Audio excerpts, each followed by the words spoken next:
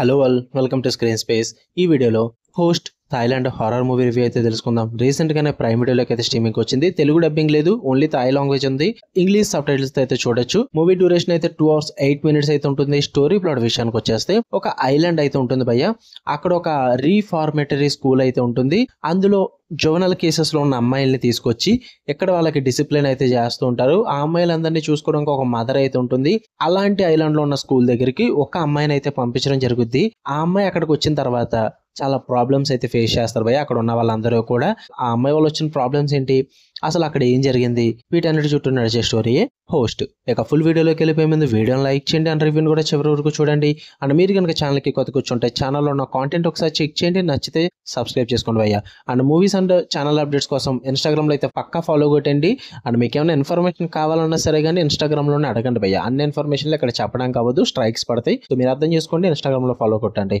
Okay, ఇక ఈ movie విషయానికి వచ్చేస్తే ఫస్ట్ థింగ్స్ ఫస్ట్ నాకైతే బిలో యావరేజ్ మూవీ అనిపించింది భయ్య. జస్ట్ ఫర్ టైం పాస్ అంతే. టైం పాస్ కూడా కొంచెం హెవీ వర్డ్ అనే చెప్పాలి. ఓకే అంటే ఓన్లీ కాన్సెప్ట్ కోసం అయితే ఒకసారి ట్రై చేయండి అని చెప్తా. కొంచెం డిఫరెంట్ గా ఉంటుంది కాన్సెప్ట్ అనేది. అండ్ ప్రెజెంటేషన్ కూడా కొంచెం బాగుంటుంది భయ్య. విజువల్లీ చాలా టాప్ నాచ్ అయితే ఉంది మూవీ అనేది. అంటే మూవీ మొత్తం కూడా ఒక ఐలాండ్ లో సెటప్ అయి ఉంటుంది అనమాట. సో స్టోరీ మాక్సిమం అక్కడే స్టిక్ అయి ఉంటుంది. ఎక్కువగా డీవియేషన్ లాంటివి ఏమీ ఉండవు. ఐలాండ్ చూపించిన విధానం అండ్ ఆ క్రీపీ అట్మాస్ఫియర్, ఆ క్యారెక్టర్స్, సో అదంతా కూడా చాలా హారిఫైయింగ్ అండ్ క్రీపీగా ఉంటుంది. అది బాగా వర్కౌట్ అయింది visually.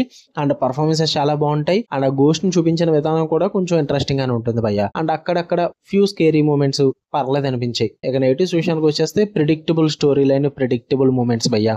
And jump scare moments కూడా పెద్ద హెవీగా ఏమి ఉండవు. చంపుకోవడమే హెవీ అయిపోయింది. ఈ మధ్యన గోస్ట్ హారర్ మూవీస్ అన్ని కూడా భయపెట్టడం అన్న దాని మీద కాన్సన్ట్రేషన్ తగ్గించి చంపడం అన్నది ఎంత క్రూరంగా చూపిద్దామని అయితే ప్రయత్నిస్తున్నారు. దానివల్ల ఉపయోగం ఉండదు.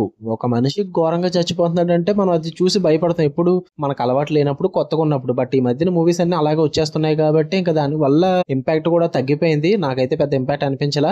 సో భయపెట్టడం మీద కాన్సన్ట్రేషన్ చేస్తే బెస్ట్ అందరూ కూడా. అండ్ మెయిన్ గా థాయిలాండ్ కానీ ఇండోనేషియన్ కానీ వీళ్ళ దగ్గర హారర్ కాన్సెప్ట్స్ చాలానే ఉంటాయి. ఎందుకంటే వాళ్ళ సైడ్ రిచువల్స్ అనేవి, పూజలు అనేవి ఎక్కువగా జరుగుతుంటాయి అన్నమాట. సో డిఫరెంట్ కాన్సెప్ట్స్ తీసుకొస్తారు కానీ భయపెట్టడం మాత్రం మానేహారు భయ్య. డిఫరెంట్ గా చంపడం ఎక్కువ మొదలెట్టారు. ఇందులో కూడా అదే ఉంటుంది. సో అందుకే రొటీన్ అయిపోయింది, ప్రిడిక్టబుల్ అయిపోయింది. నాకు చాలా ఫెమిలియర్ గా అనిపించింది. చాలా చూసేసాను ఇలాంటి మూవీస్ అన్ని కూడా. సో అందుకే నాకు అంతగా వర్కౌట్ అవ్వలేదు. అండ్ స్టోరీ కూడా వెళ్ళి కొద్ది ప్రిడిక్టబుల్ అయిపోద్ది. ట్విస్ట్లు కూడా ఏమి వర్కౌట్ అవ్వవు. అండ్ క్లైమాక్స్ కూడా ఇంకా తెలిసిందే, ఒక మ్యాసకర్ అయితే ఉంటుంది ఆబ్వియస్లీ. ఇంకా అదే జరిగింది. నాకు కూడా అంతగా వర్కౌట్ అవ్వలేదు. అది just for concept and time pass కోసం చూద్దాం అనుకుంటే ట్రై చేయండి, లేదంటే లేదు భయ్య. అండ్ ఫ్యామిలీతో కూడా చూడొద్దు, అడల్ట్ కంటెంట్ అయితే ఉంది. ప్రైమ్ వీడియోలో స్ట్రీమ్ అవుతుంది, గివ్ ఇట్ ఏ ట్రై. మీకు కానీ వీడియో నచ్చితే లైక్ చేయండి, షేర్ చేయండి, మీ ఒపీనియన్స్ కూడా కామెంట్ చేయండి. ఇలాంటి మరిన్ని interesting movies and web series reviews and suggestions కోసం మన ఛానల్ సబ్స్క్రైబ్ చేసుకుని బెల్ ఐకాన్ ఆన్ లో పెట్టుకోండి. Love you all, by.